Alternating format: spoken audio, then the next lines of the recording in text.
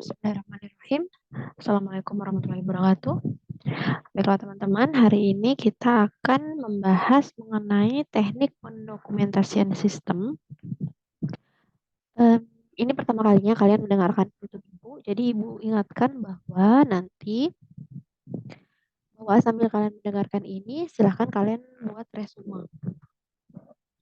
Kemudian nanti di akhir sesi juga akan diberikan tugas kelompok. Jadi tugasnya ada dua. Yang pertama tugas individu mengeresum ini. Kemudian nanti di akhir sesi ada tugas kelompok. Dan nanti keduanya silakan kalian kumpulkan secara individu masing-masing. Setiap orang mengumpulkan tugas individu dan tugas kelompoknya di e-learning pertemuan keempat. Jadi teknik pendokumen sistem ini adalah bab ketiga di pertemuan keempat. Karena pertemuan pertama kita diisi dengan kontrak kuliah. Kemudian bagaimana cara meresumnya? Silahkan diresum, dicatat yang penting aja. Lalu kalian tulis di kertas secara rapi, bebas kertas apa.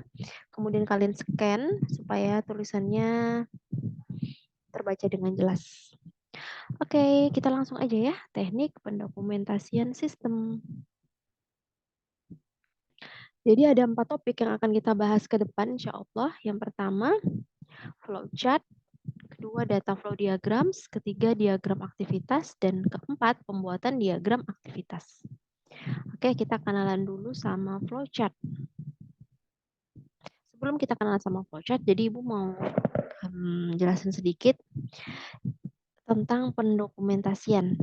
Jadi teman-teman, pendokumentasian itu ngejelasin gimana sih cara kerja sebuah sistem, termasuk siapa, apa, kapan, di mana, mengapa, dan bagaimana data itu di-entry.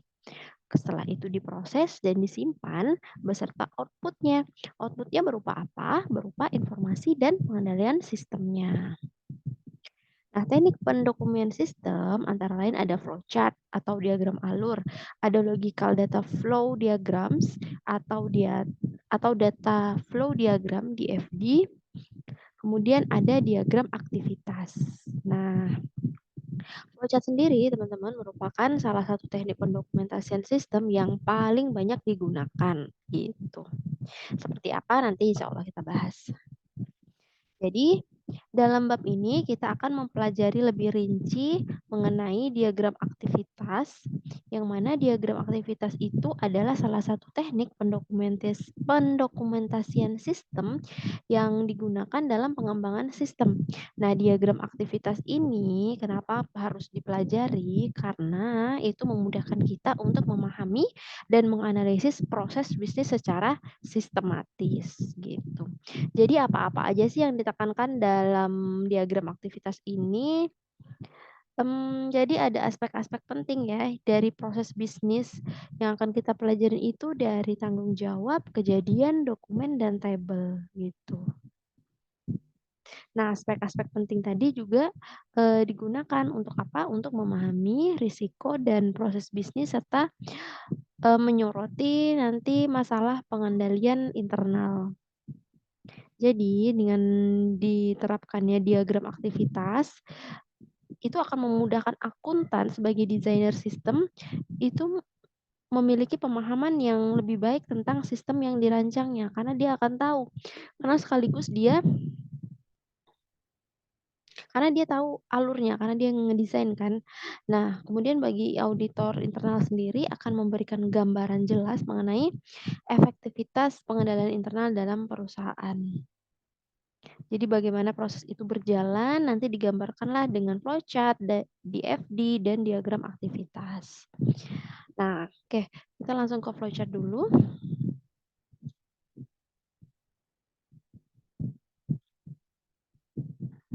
Jadi flowchart ini tuh diagram simbolik atau diagram alur yang menggambarkan aliran data. Nah, pada flowchart ini aliran pemrosesan itu digambarkan dengan menggunakan simbol yang dihubungkan dengan garis berpanah, tanda panah itu. Nah, flowchart itu merekam bagaimana sih proses bisnis itu dilakukan dan bagaimana dokumen mengalir dalam organisasi. Jadi flowchart juga digunakan untuk menganalisis nih, gimana sih cara memperbaiki proses bisnis dan aliran dokumen gitu. Apakah yang selama ini terlalu bertele-tele nih, oke kita gambarin flowchart-nya. Dari bagian penginputan data misalnya ke bagian persediaan. Nah, itu bagaimana flowchart-nya, alurnya bagaimana supaya nggak bertele-tele, cara minta bahan ke persediaan. Kalau kita kan sedang memproduksi barang itu kan kita harus gambarkan dulu flowchart-nya harus jelas dari mana ke mana. Jadi sistematis gitu ya. Jadi kerja itu secara sistematis, nggak main asal-asalan gitu. Nah, flowchart sendiri teman-teman itu kalian bisa gambarkan dengan program Microsoft Visio, Word, Excel, ataupun PowerPoint. Jadi, simbol dalam flowchart itu, teman-teman, secara garis besar itu terbagi menjadi 4. Nah, nanti masing-masingnya gambarnya akan terbagi lagi gitu. Jadi secara garis besar itu ada input-output. Jadi input-output ini menunjukkan input ke atau output dari sebuah sistem gitu. Kemudian pemrosesan, jadi pemrosesan ini menunjukkan pemrosesan data baik secara elektronik maupun manual. Yang penyimpanan itu adalah menunjukkan di mana sih kita menyimpan data gitu. Kemudian aliran dan lain-lain itu untuk mengidentifikasi aliran data, di mana flowchart mulai dan berakhir, dan di mana keputusan diambil, dan bagaimana sih cara menambahkan catatan atau keterangan pada flowchart-nya. Untuk lebih jelasnya, langsung aja kita ke simbol flowchart yang pertama, input atau output. Jadi teman-teman lihat kalau simbolnya seperti ini segi 4 yang terkoyak dikit ya. Jadi kan belajar itu dibuat enjoy aja ya, ada teknik dan tips gimana supaya kalian mudah mengingat gitu. Jadi ini kalau ibu pribadi cara ngingatnya ya gini, ada segi 4 tapi ada terkoyak sedikit. Nah, itu artinya adalah dokumen. Bisa dokumen elektronik, dokumen berupa kertas, atau laporan. Nah, kalau yang segi 4 terkoyak sedikit tadi ada beberapa file di belakangnya, itu dipastikan adalah kopiannya atau salinannya, gitu. Salinan dari si dokumen elektronik, dokumen kertas, ataupun laporan tadi. Kemudian ini gambar seperti kapsul mungkin ya, kapsul nggak jelas gini. Nah ini, adalah informasi ditampilkan secara elektronik. Kemudian yang ini adalah entry data secara elektronik, gitu.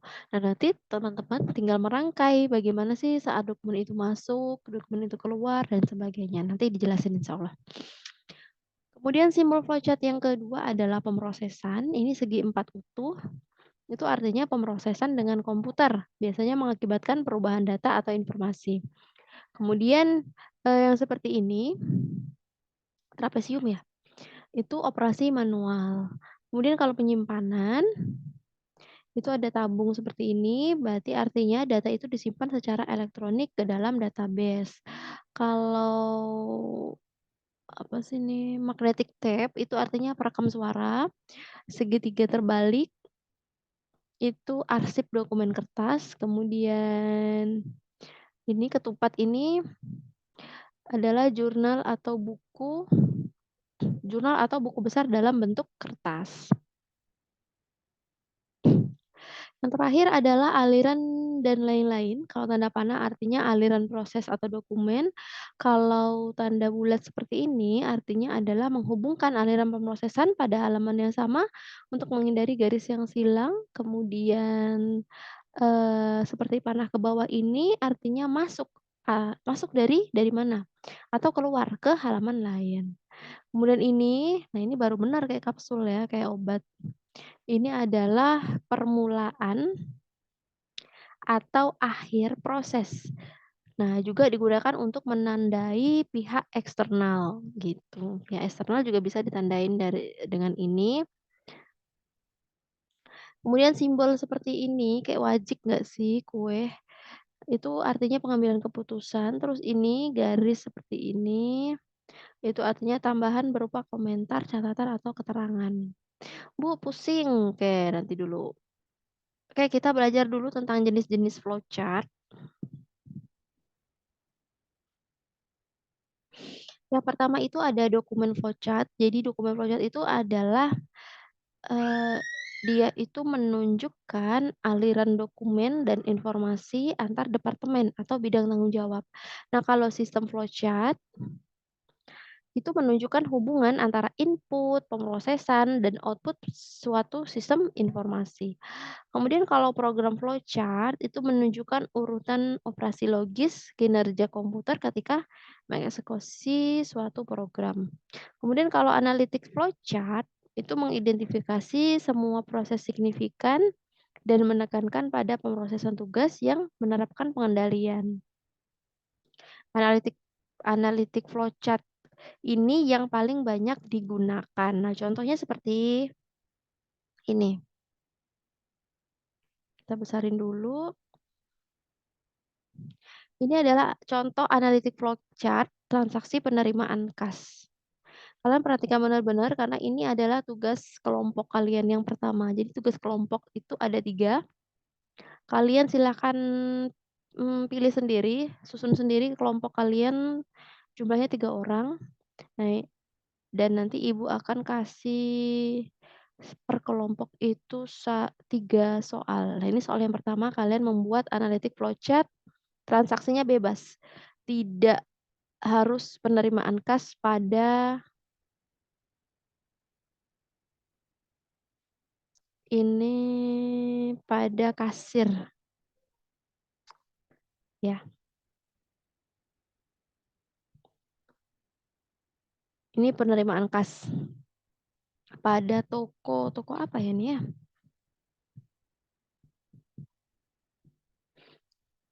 Nggak disebutin ya toko apa. Oke.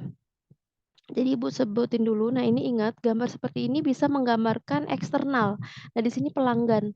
Kemudian pelanggan ini memberikan surat ke kasir, ini dokumen kan, surat. Nah, makanya dia seperti ini ke kasir.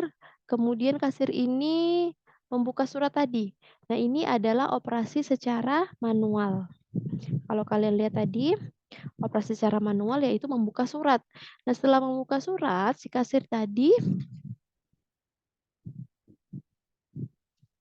membuat daftar penerimaan kas, dan mengirim dokumen ini ke bagian akuntansi untuk diposting ke buku besar. Nih, setelah membuka surat, si kasir tadi nerima 2 dokumen kan. Yang pertama bukti setor atau transfer atau cek, dan kemudian nerima juga remittance advice gitu. Nah, kemudian dia melakukan operasi manual lagi. Dari 2 data ini, surat tadi kan, bukti setor sama remittance advice, itu dia membuat daftar penerimaan kas. Nah, yang pertama dia tujukan ke bagian akuntansi untuk diposting ke buku besar. Jadi daftar penerimaan kasnya ini adalah file kan, dokumen. Tanda seperti ini adalah dokumen, diserahkan ke B. B itu adalah bagian akuntansi. Kenapa dibuletin? Karena tadi simbol bulat itu menghubungkan aliran pemrosesan pada halaman yang sama untuk menghindari garis yang saling silang. Jadi kalian bayangin aja kalau B ini juga digambarin ke sini, itu akan bersampo gitu ya. Akan bertabrakan gambarnya satu sama lain. Belum lagi A, ya kan? Makanya dia taruh di samping aja gitu. Kemudian yang akuntansi nanti ya dibahas ya insya Allah. Kemudian setelah itu dia juga ngirim ke bagian A si kasir ini. Dari bukti setor atau transfer cek itu dikirimlah ke bagian piutang usaha ke A. Karena dia ada di halaman yang sama, masih menggambarkan takut bersampo tadi kan gambarnya, ini Bu jelasin supaya kalian paham aja ya. Bahasa bersampo itu. Karena dia takut saling silang makanya digambar ke sampingnya gitu. Nah, kemudian ada juga bukti setor atau transaksi cek yang akan dia setorin ke bank. Jadi si kasir tadi menyiapkan setoran ke bank, dia menyiapkan bukti store atau transfer atau cek, kemudian dibuat salinannya, slip setorannya, dibuat salinan dong. Untuk apa dibuat salinan?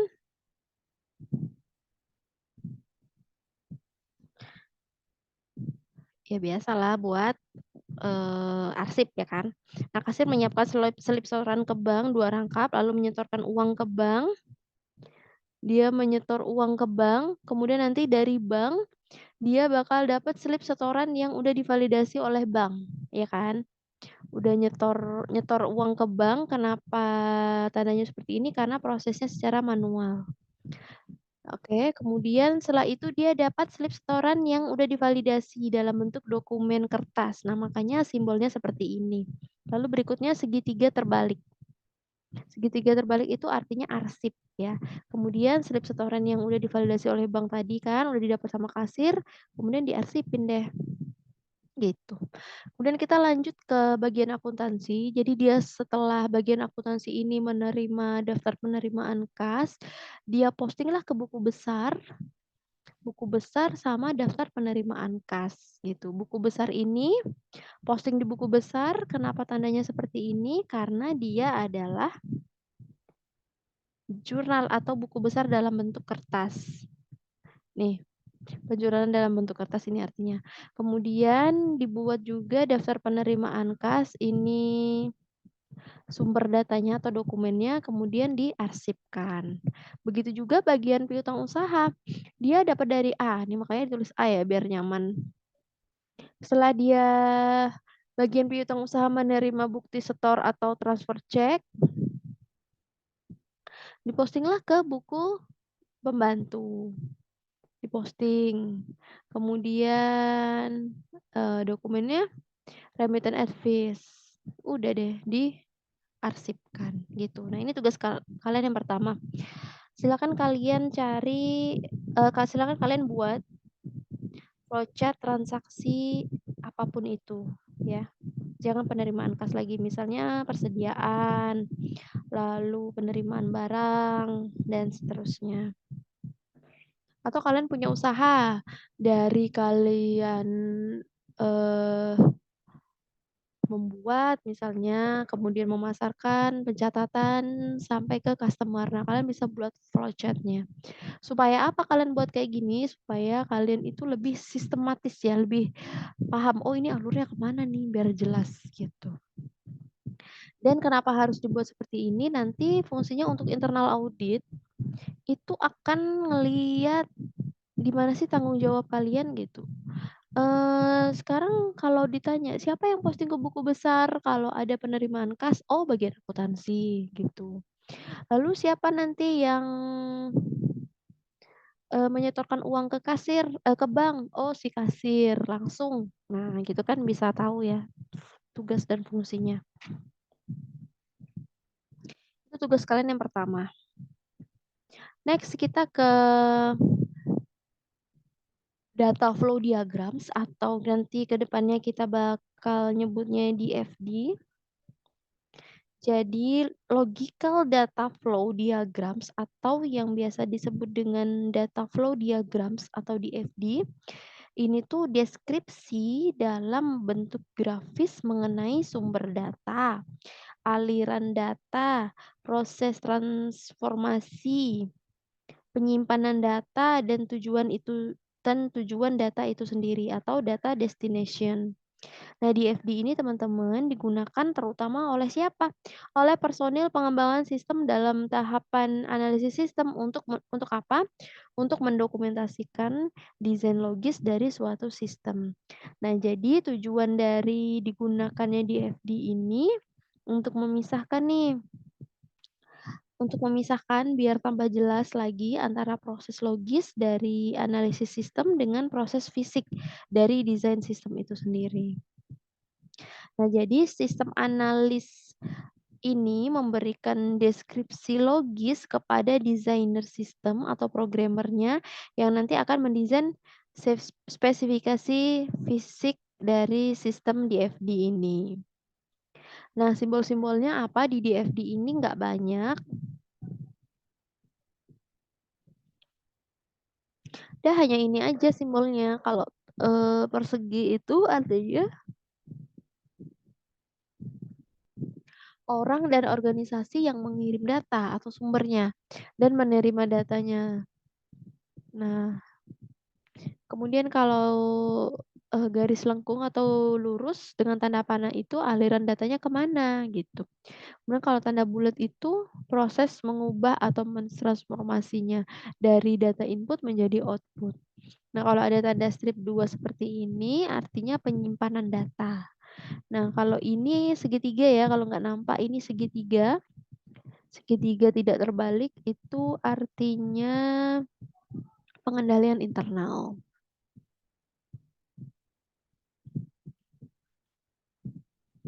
Bentar Ibu minum dulu.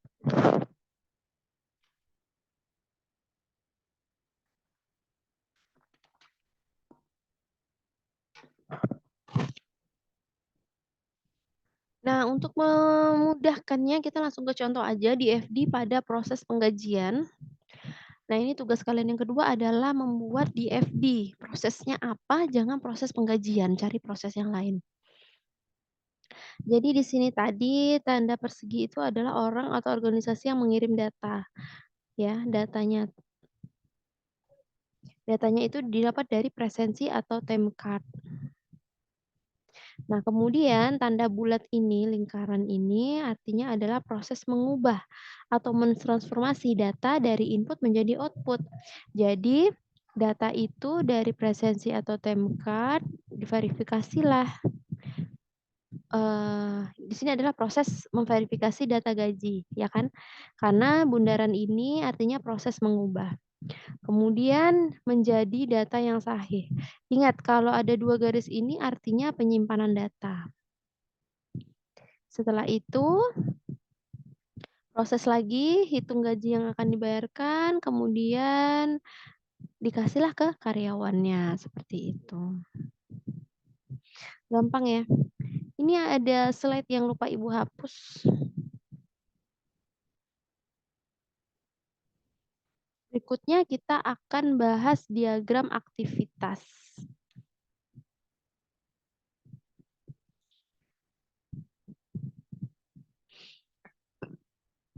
Jadi, diagram aktivitas ini teman-teman menggambarkan aliran kejadian dari suatu proses tunggal. Prosesnya satu aja nih, misalnya proses pembelian atau penjualan emas gitu ya, penjualan barang dagangan. Nah, ini merupakan tugas kalian yang ketiga, membuat diagram aktivitas. Jadi kejadian-kejadian tadi itu terbagi dalam kolom yang menunjukkan pihak, bagian, atau departemen yang bertanggung jawab atas kejadian tersebut. Nah, pihak di luar organisasi kayak pelanggan, pemasok, itu juga bisa ditampilkan dalam diagram. Karena apa? Karena suatu kejadian itu bisa juga penyebabnya dari pihak luar. Contohnya apa? Penjualan dipicu oleh adanya order dari pelanggan atau penerimaan barang dipicu oleh adanya pengirim barang dari pemasok gitu. Nah, untuk membuatnya kita bisa menggunakan program Microsoft Visio. Visio bisa, Microsoft Word bisa, Excel juga bisa. Menggunakan drawing toolbars-nya. Nah, ini simbol dari diagram aktivitas, nggak banyak, cuman ini aja. Tidak seperti flowchart tadi banyak ya. Nah, diagram aktivitas ini ada yang sama nih. Kalau kejadian seperti ini. Ini dokumen ya, dokumen sama seperti ini. Ya, tinggal dibaca aja. Oke, kita langsung aja ke diagram aktivitas penjualan tunai perusahaan. Penjualan tunai perhiasan kok perusahaan. Jadi di sini kita buat 4 ya, karena di sini ada 4 peran yang berperan, 4 peran yang berperan. Ada 4 orang yang berkaitan dengan transaksi penjualan tunai perhiasan. Oke, jadi ada pelanggan, pramuniaga, kasir, dan bagian akuntansi. Nah, bulat ini menandakan apa? Menandai awal dari serangkaian kejadian. Lalu berikutnya adalah tanda segi panjang ini artinya adalah mewakili suatu kejadian. Kejadiannya apa sih? Pelanggan itu datang kan, tek tek tek, datang, "Assalamualaikum." Dia memilih perhiasan yang dipajang, udah milih-milih, udah nawar-nawar, dia pergi nggak jadi beli. Maka dia nggak usah dibuatin diagram aktivitas ya. Jadi yang dibuatin diagram aktivitas adalah orang yang datang dan menetap di hati kita, enggak, salah. Orang yang datang terus beli ya, beli, itu baru dibuatin diagram aktivitas. Setelah dia milih perhiasan, dia melakukan pembayaran dong, secara tunai, ingat ya ini judulnya tunai.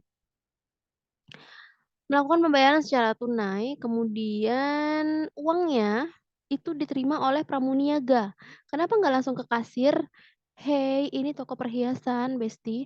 Kalau dia langsung ke kasir, setiap orang deal sama pramuniaga, kemudian dia langsung ngantri ke kasir, itu akan besar terjadinya pencurian. Kecuali bisa aja diatur kayak gini, pelanggan nanti akan diberikan nomor oleh si pramuniaga, kemudian si pelanggan ini yang langsung bayar ke kasir. Artinya dia ke kasir itu nggak bawa perhiasan, cuman bawa kupon pembayaran atau nota pembelian aja, gitu. Nota pembelian yang belum dicap lunas. Jadi dia tinggal antri ke kasir. Tapi di sini, pramuniaganya lah yang menerima duitnya dari si pelanggan. Karena apa? Karena dia mau buat faktur penjualan, 2 rangkap.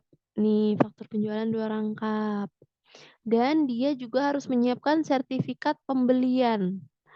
Dan nanti dia juga yang menyerahkan duitnya, uangnya itu ke kasir, gitu. Jadi setelah pramuniaga ini menerima uang dari pelanggan, dia membuat faktur penjualan 2 rangkap, kemudian dia nyiapkan juga sertifikat pembelian, sertifikat emas itu kan. Nah, lalulah dia ke kasir. Nah, si kasir ini menerima uang pembayaran dari pramuniaga, serta memverifikasi dengan faktur penjualan dan sertifikat pembelian. Jadi dia bagian verifikasi. Nah, verifikasi ini dilakukan oleh 2 orang yang berbeda. Jadi dia menyiapkan, pramuniaganya yang menyiapkan faktur pembelian dan sertifikat, si kasir yang memverifikasi. Nah, si kasir ini ngasih lagi ke pramuniaganya, menyerahkan perhiasannya setelah diverifikasi kan, menyocokkan, "Oh, ternyata perhiasannya cocok nih sama fakturnya, jangan sampai salah tulis, gramnya juga," ya kan. Kemudian sertifikatnya juga, serta uang kembalian kalau ada kembalian. Nah, dari pramuniaga ini, setelah dia dapat uang kembalian, ya tentunya dia ngasih uang kembalian dong ke pelanggan, kemudian dia ngasih juga faktur penjualan sama sertifikat emas tadi. Nah, dari pramuniaga tadi, ada garis putus-putus kan ke sini, itu artinya adalah menunjukkan aliran aliran dari dokumen atau laporan. Nih, garis putus-putus. Kemudian dari pramuniaga juga dia nyerahin, laporan,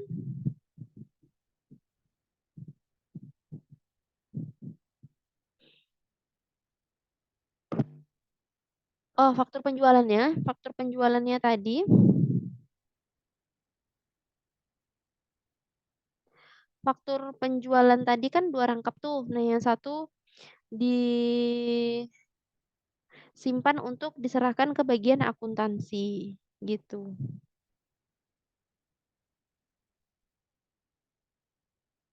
Nah, si kasir tadi membuatlah rekap kas harian, ya kan. Nah, kasir pada akhir hari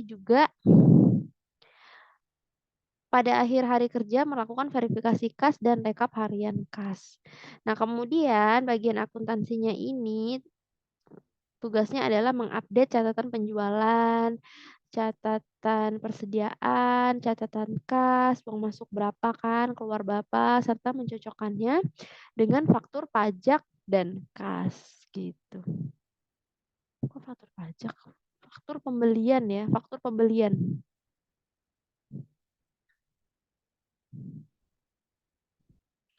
Dia kan ini kan faktur penjualan ini kan sorry, barusan Ibu ngomong faktur pembelian ya, faktur penjualan. Faktur penjualan itu kan 2 rangkap ya. Satunya dikasihkan ke konsumen, satunya dikasihkan ke bagian akuntansi, gitu. Supaya apa? Fungsinya untuk mengupdate catatan penjualan, catatan persediaan, catatan kas, kemudian dicocokkan dengan faktur penjualan dan kasnya. Nah, ini tanda bulat-bulat 2 titik ini artinya adalah akhir dari serangkaian kejadian. Kejadian itu adalah aktivitas ya, aktivitas tadi dari customer ngebeli barang, sampailah akhirnya dicatat oleh bagian akuntansi. Gitu deh. Udah. Nah, kalian silakan buat kayak gini juga.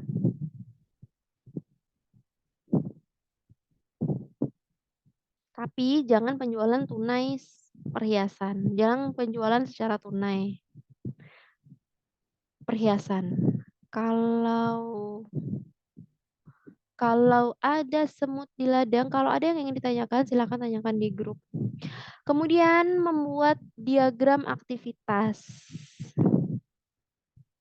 Ini contoh diagram aktivitas. Oh, udah selesai. Jadi, membuat diagram aktivitas itu merupakan kebalikan dari membaca diagram aktivitas. Kalau pada bagian sebelumnya kita udah coba untuk membaca diagram aktivitas, yaitu dari diagram diterjemahkan ke bentuk narasi, kemudian dibuat diagram aktivitas. Sorry. Kalau tadi kita udah buat cara membaca diagram aktivitas, yaitu dari diagram diterjemahkan ke bentuk narasi, maka membuat diagram aktivitas itu justru kebalikannya, yaitu dimulai dari narasi diubah menjadi diagram. Nah, pihak-pihak yang berperan itu dijadikan sebagai header kolom. Nah, ini kayak tadi kan. Udahlah ini aja. Gampang kan? 4 tugas tadi silakan kalian kumpulkan di e-learning pertemuan keempat dengan batas pengumpulan 1 minggu. Nanti Ibu konfirmasi lagi ke grup. Terima kasih. Assalamualaikum warahmatullahi wabarakatuh.